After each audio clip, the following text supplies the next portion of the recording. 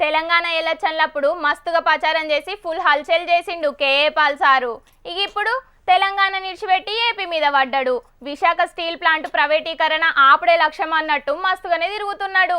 అయితే మొన్న వైఎస్ఆర్ సారు ఆత్మతోటి మాట్లాడినా అని చెప్పిన కేఏ పాల్ సారు ఇవాళ ఇంకో చిత్రమైన కథతోటి మళ్ళా వార్తల్లోకి వచ్చిండు. మరి ఇవాళ ఏం చేసిండో ఈ ముచ్చట సరుచుకొని రాపోన్రి. లోపటికి పోతాని పాల్సారు పర్మిషన్ లేదని పోలీసోళ్ళు, శానా దేశాధ్యక్షులే నా కోసం ఎదురు చూస్తారు అని పాల్సారు పర్మిషన్ లేదని పోలీసోళ్ళు. నాకు అపాయింట్మెంట్ ఇవ్వనోళ్ళు ఎవరు లేరు, ఏ ముఖ్యమంత్రిని ఏ ప్రధానమంత్రి 155 దేశాల్లో. నన్ను ఇంతవరకు వెనుకకు తెప్పి పంపినోళ్ళు లేరని పాల్సారు పర్మిషన్ లేదని పోలీసోళ్ళు, శానా ఇంపార్టెంట్ ముచ్చటాన్ని పాల్సారు పర్మిషన్ లేదని పోలీసోళ్ళు. నేను కలుస్తానని అనేక సార్లు అడిగినా ఆయన అపాయింట్మెంట్ ఇవ్వలేదు.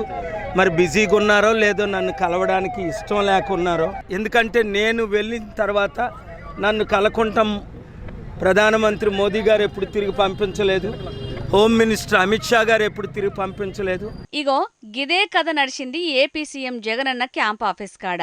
ప్రజా సమస్యల మీద అట్లనే కొన్ని ఏరే ముచ్చట్ల మీద జగనన్నను కలిసి మాట్లాడడానికి క్యాంప్ ఆఫీస్ కు పోయిండు కేఏ పాల్ సారు. అయితే పర్మిషన్ లేదని గేట్ కాన్నే ఆపిర్రు పోలీసోళ్ళు. ఇక పాల్ సార్ ఎంత చెప్పినా ఏం చెప్పినా పర్మిషన్ లేదు సార్ అనే మాటే 10 మలకలే చెప్పిర్రు.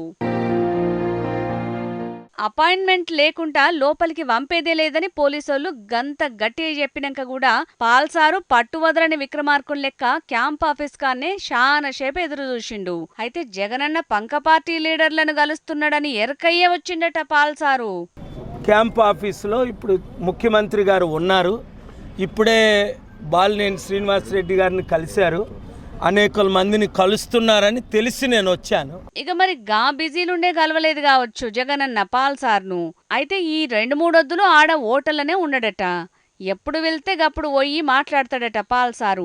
ఇక పిలిస్తే దీవెనార్థులు పెడతాడట, లేకపోతే శాపనార్థాలు పెడతాడట. ఇన్ఫర్మేషన్ వెళ్ళింది, రమ్మంటే దీవెనలు, వద్దంటే శాపాలు. ఓష్ని గింత మాట అంటివేందే పాల్సారు.